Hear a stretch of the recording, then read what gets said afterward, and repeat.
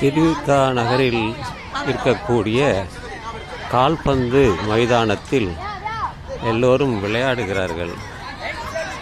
அதை தான் படம் எடுக்கிறேன்.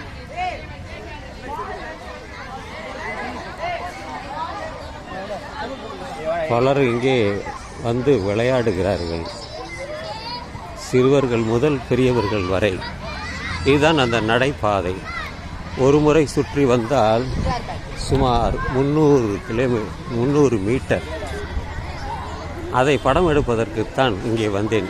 சில இஸ்லாமிய சிறுவர்கள் இங்கே அவர்கள் விளையாடி வருகிறார்கள். அதை படம் எடுப்பதற்குத்தான் இங்கே வந்தேன். இவர்களும் இங்கே விளையாடுகிறார்கள். ஒரு முறை சுற்றி வந்தால் 300 மீட்டர். இது 3வது சுற்று.